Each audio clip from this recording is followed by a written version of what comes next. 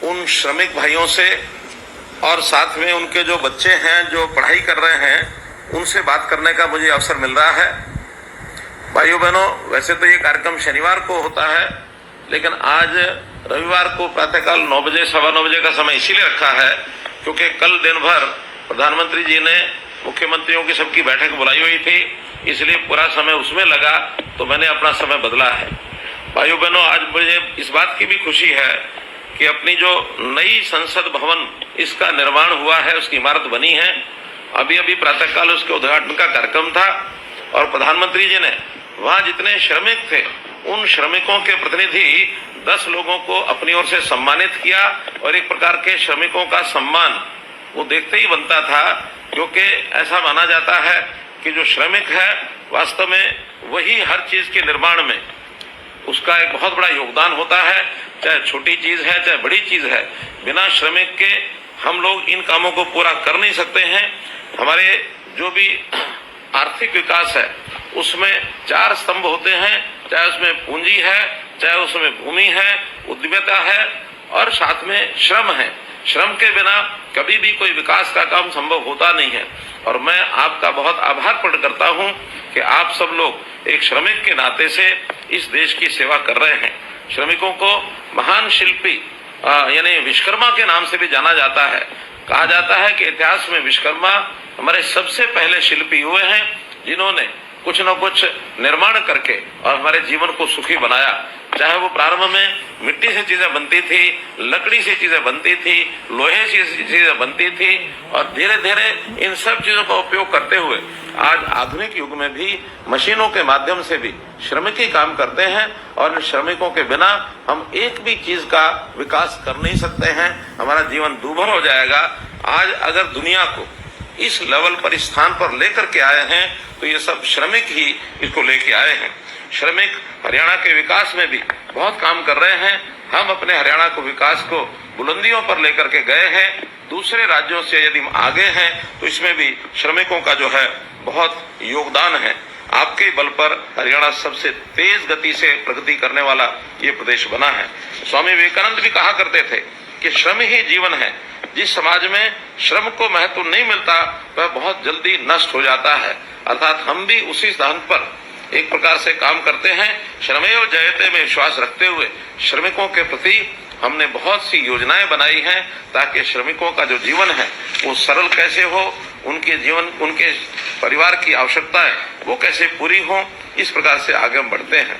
अपने यहाँ 2 प्रकार के श्रमिक हैं, संगठित क्षेत्र, असंगठित क्षेत्र। संगठित क्षेत्र तो मात्र 25% श्रमिक ही होते हैं। 75% श्रमिक तो असंगठित क्षेत्र से होते हैं। असंगठित क्षेत्रों का जीवन और ज्यादा दूभर होता है क्योंकि वहाँ निश्चित कोई आय के साधन नहीं होते। अपना रोजगार स्वयं ढूंढते हैं, स्वयं काम करते हैं या कहीं इक्का दुक्का की संख्या में लोगों के पास जाकर के नौकरी करते हैं। उनकी सुरक्षा रखना बहुत आवश्यक है, बहुत जरूरी है। जब भी इस प्रकार के श्रमिकों की कोई कठिनाई आती है उस कठिनाई को दूर करने के लिए हमने विभिन्न प्रकार की योजनाएं बनाई हैं। श्रमिकों की न्यूनतम वेजेस यानी न्यूनतम वेतन, इसकी सुरक्षा भी हम करते हैं। श्रमिकों का यदि कभी कोई नुकसान हो जाए यानी दुर्घटना हो जाए तो उस दुर्घटना के बीमे की हम चिंता करते हैं। श्रमिकों के रहन सहन के लिए उनके मकान की चिंता, उनके अन्य साधनों की चिंता ये हम करते हैं। विशेष तौर पर श्रमिकों के बच्चे, वो क्योंकि आज पढ़ाई काफी महंगी भी हो गई है, पढ़ाई में खर्च भी होता है, कहीं धन के अभाव में बच्चे अशिक्षित न रह जाएं, इसलिए उन बच्चों को शिक्षा के लिए विभिन्न प्रकार के हमने कई सम्मान राशि, कई छात्रवृत्तियां इस प्रकार से शुरू की हैं। 2 प्रकार के हमारे बोर्ड हैं, श्रम कल्याण बोर्ड और कंस्ट्रक्शन वर्कर बोर्ड। तो इस प्रकार के बोर्ड के माध्यम से ये हमने बहुत सी योजनाएं बनाई हैं। उन योजनाओं में अभी जैसा मैंने बताया कि हमारी श्रम कल्याण बोर्ड की जो योजनाएं 7,000 रुपए से शुरू होती थी उनको हमने मिनिमम 10,000 से शुरू किया है। आज इसकी मैं घोषणा करता हूं कि 7,000 का 10,000, 7,500 का 10,000 और 8500 का भी 10,000, इन तीनों राशियों को हमने बढ़ा करके न्यूनतम 10,000 किया है। इसी प्रकार जो कंस्ट्रक्शन वर्कर बोर्ड है उनमें भी कक्षा 1 से लेकर के 12वीं तक ये 10,000 रुपए की राशि दी जाती है। अधिकतम राशि तो हम स्कूली शिक्षा के लिए और कॉलेज के लिए 18,000 रुपए तक भी देते हैं। अब CAs, ITIs, post graduate, MBBS आदि के लिए भी ये राशि दी जाती है। अगर इससे आगे तकनीकी और व्यावसायिक संस्थानों में बच्चे पढ़ते हैं तो उनके लिए छात्रावास का खर्च भी 1,20,000 रुपया और ये दिया जाता है वार्षिक तौर पर। तो इस प्रकार हम लोग जो भी बच्चों की पढ़ाई का खर्च होता है वो पूरा खर्च देने की व्यवस्था रखते हैं। जहां तक बच्चे प्रारंभ यानी HPSC और UPSC की तैयारी करने के लिए, जो प्रारंभिक परीक्षा पास करने के लिए उस तैयारी में जो बच्चों का खर्च आता है उस पर भी 1 लाख रुपया तक आर्थिक सहायता उनको प्रदान की जाती है। मैं आज अपने श्रमिकों के जो बच्चे इस समय जो मेरी बात सुन रहे हैं, चाहे वो टेलीफोन के माध्यम से जुड़े हैं अथवा लाइव कार्यक्रम देख रहे हैं, मैं उनसे भी एक आग्रह करूंगा कि कभी भी अपने आप को पढ़ाई करने में अपने आप को कमजोर न समझें। कभी ये ना समझें कि मैं श्रमिक का बेटा हूं और श्रमिक का बेटा तो पढ़ाई अच्छी नहीं कर सकता। बहुत से ऐसे उदाहरण हैं कि श्रमिकों के बेटे भी पढ़ाई अच्छी करके परीक्षा में एक से एक अच्छे यानी अव्वल दर्जे के एक प्रकार से परीक्षा पास करके और नौकरी पर वो लगते हैं। और मैं तो स्वयं कई बार ऐसे उदाहरण देता हूं कि अभी पिछले दिनों में गांव में गया, वहां सरकारी स्कूलों के 10वीं से लेकर के और 12वीं तक के बच्चे जिनको मैंने पुरस्कार वितरण किए, उन्होंने 85%, 90, 95, 97, 98, 99% तक भी उन बच्चों ने और अंक लिए हैं। तो कोई भी एक गांव का बच्चा, किसान का बेटा, श्रमिक का बेटा अगर पढ़ाई करके, एक कमरे में पढ़ाई करके भी बच्चे ऐसे हैं जिन्होंने UPSC के एग्जाम दिए हैं और UPSC को पास किया है। कभी भी अपने मन में एक उत्साह जागृत हो तो हम पढ़ाई में अगर अच्छा मन लगा करके करेंगे तो किसी स्थान पर भी पहुंच सकते हैं।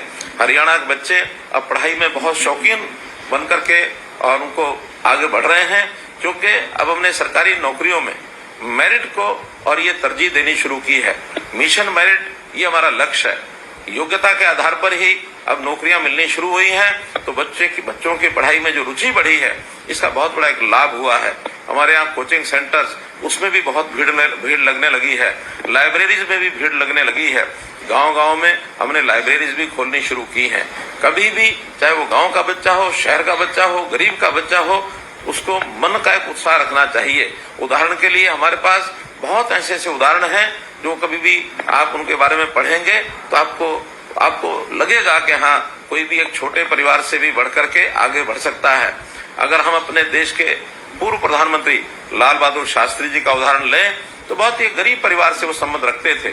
उनके पास गंगा नदी का एक छोर से दूसरे छोर पर जाने के लिए, नाव में देने के लिए 1 पैसा भी उस समय नहीं होता था और 1 पैसे के बिना वो नदी को तैर करके पार करके और अपने स्कूल में जाते थे। और एक दिन ऐसा आया कि वो अपने देश के प्रधानमंत्री बने। ऐसा ही एक विश्व विख्यात उदाहरण अगर मैं आपको दूं तो अब्राहम लिंकन अमेरिका के राष्ट्रपति, अपनी पढ़ाई उन्होंने पार्क में बैठ करके स्ट्रीट लाइट के नीचे पढ़ाई की है। और जो पार्क में रात्रि को बैठकर, उनके घर में बिजली नहीं थी, तो वो जो पार्क में बैठ करके पढ़ाई करके और एक समय ऐसा आया अमेरिका जैसे देश के वो राष्ट्रपति बने हैं। तो बहुत बड़े बड़े उदाहरण भी हमारे सामने से आते हैं।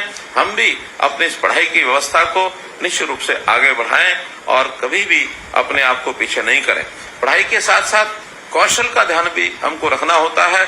बच्चे पढ़ाई करते समय उस कौशल के आधार पर भी अपने जीवन को आगे बढ़ा सकते हैं। और न केवल बच्चे बल्कि अब तो जो श्रमिक हैं, आपके जो माता पिता हैं, जिन श्रमिकों से मेरी बात हो रही है, हम कई बार अपने हाथ के काम में लगे रहते हैं और हाथ के काम करते करते जीवन बीत जाता है।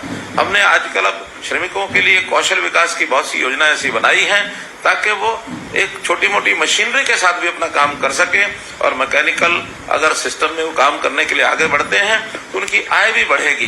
कोई भी व्यक्ति मैकेनिकल छोटी मोटी ट्रेनिंग इस कौशल विकास के माध्यम से ले सकता है। अभी नए आयाम हमारे लिए खुले हैं। पिछले दिनों में हमने हमारा जो फॉरेन कोऑपरेशन डिपार्टमेंट अर्थात विदेश सहयोग विभाग जो सरकार का है, उसके माध्यम से जब विदेश के लोगों से बात की, उन्होंने कहा कि हमें कुशल श्रमिक ये चाहिए और कुशल श्रमिकों की मांग हजारों की संख्या में उनके पास आई है। और हम उसी हिसाब से कुछ लोगों को कुशलता के जो प्रोग्राम हैं वो नए सिखा करके और उनको विदेश भेजने की ये भी तैयारी कर रहे हैं। भाई बहनों, यानी श्रमिकों के बच्चों, खास करके ऐसे दिव्यांग बच्चे हैं, उनकी भी सहायता हम अलग से करते हैं। मानसिक रूप से अक्षम है, उनकी सहायता करते हैं। उनको उनकी बेटियों की शादी पर हम 51,000 रुपया ये भी देते हैं। बेटे की शादी हो अथवा स्वयं की भी किसी श्रमिक की शादी हो, उस पर भी अनुदान देते हैं।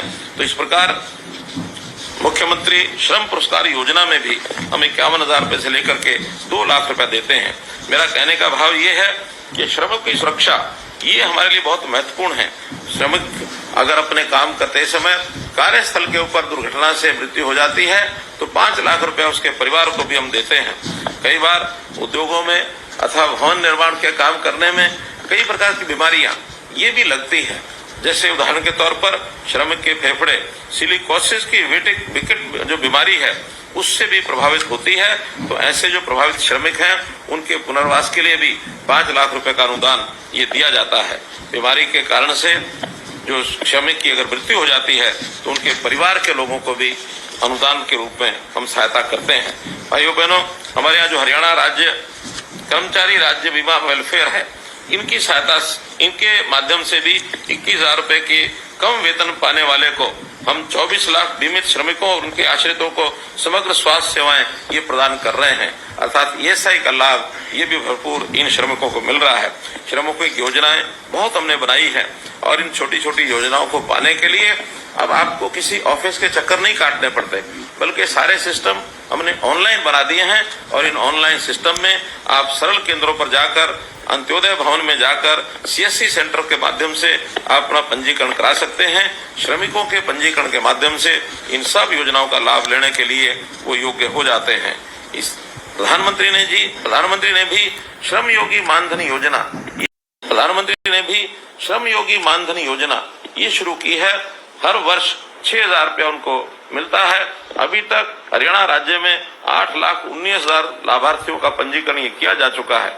यदि आपने पंजीकरण न कराया हो तो अवश्य अपना पंजीकरण कराएं ताकि 6,000 रुपया ये वार्षिक प्रधानमंत्री जी की ओर से श्रम योगी मानधन योजना के अंतर्गत आपको दिया जा सके। तो मित्रों, इसी प्रकार जो लेबर कॉलोनीज है, हमने वहां पर अंत्योदय आहार योजना, इसकी कैंटीन्स बनाई है। 10 रुपए में खाना, इस प्रकार से किसी भी श्रमिक को, चाहे वो काम करने के लिए अपने कार्यस्थल पर है अथवा कॉलोनी में रहता है, हमने कई कार्यस्थलों पर भी इस प्रकार की ये जो योजना है, आहार योजना, इसकी कैंटीन्स ये बनाई है। और मैं अधिकारियों को कहूंगा कि जहां भी कहीं संख्या श्रमिकों की पर्याप्त है, वहां पर दोपहर के समय का भोजन उनको इन आहार कैंटीन्स पर मिले। तो ये कैंटीन, अंत्योदय आहार योजना की कैंटीन, ये भी बढ़ानी चाहिए। इसी प्रकार से बच्चों के लिए हम आगे भी और बहुत सी प्रकार की योजनाएं बनाएंगे। आजकल जैसे हमको मालूम है कि बच्चों की पढ़ाई में आईटी का बहुत बड़ा महत्व हो गया है। अभी बच्चे अपने क्लास में जिस प्रकार से परंपरागत रूप से पढ़ते थे, कहीं कहीं स्मार्ट क्लासरूम भी बनाए थे। अब तो पिछले वर्ष से हमने बच्चों को, खास करके 10वीं 11वीं 12वीं के बच्चों को टेबलेट्स भी दिए हैं। अर्थात कंप्यूटर पर अपने घर बैठे भी वो पढ़ाई कर सकते हैं, उसका उपयोग कर सकते हैं। तो बच्चे जितनी सुविधाएं प्राप्त करेंगे उतना उनकी जो पढ़ाई है वो अच्छी होगी। और आगे चल करके हमारे परिवार का कोई बच्चा कहीं सफलतापूर्वक आगे बढ़ता है, वो अपने परिवार का भी नाम करेगा, अपने गांव का नाम करेगा, अपने जिले का नाम करेगा, प्रदेश का और देश का नाम करते हुए कहीं ऊंची छलांग लगा करके आगे भी बढ़ सकता है। आखिर तो जो हमारे गांव में या हमारे परिवारों में जिस प्रकार के हमारा जो मस्तिष्क है, हमारी जो योग्यता है, वो कई बार दबी रहती है, छुपी रहती है। तो इस छुपी हुई योग्यता को उभार करके आगे ला करके सरकार भी इसमें हर प्रकार का प्रयत्न करेगी ताकि आप लोग आगे बढ़ सकें। गांव का आदमी, जैसा मैं कई बार बात करता रहता हूं कि मैं अगर अपना भी उदाहरण दूं तो मैं किसान का बेटा हूं और किसान के बेटे के नाते मैंने खेतों में भी काम किया है। खेतों से यानी सब्जी तोड़ करके बाजार में बेच करके भी आया हूं। मुझे नहीं मालूम था कि एक दिन जनता का इतना प्यार मिलेगा, सहयोग मिलेगा और मैं यहां तक पहुंचूंगा। इसलिए प्रेरणा इन बच्चों को कहीं से भी मिल सकती है। आप भी बच्चों को, अपने बच्चों को इस प्रकार की प्रेरणा देते रहें। आप श्रमिक भले ही हैं, लेकिन देश के निर्माण में आपका भी योगदान है। छोटा बड़ा हर प्रकार के योगदान का लाभ सब जगह होता है, लेकिन बच्चों को हम आगे, अपने से आगे कैसे बढ़ाएं, इस प्रकार का प्रयत्न हम सब करते रहेंगे तो निश्चित रूप से हमारा जीवन जो है वो सफल होगा। इन्हीं बातों के साथ मैं आज इस विषय पर यहाँ विराम लेता हूँ। आपको बहुत बहुत धन्यवाद, बहुत बहुत आभार, बहुत बहुत शुभकामनाएं।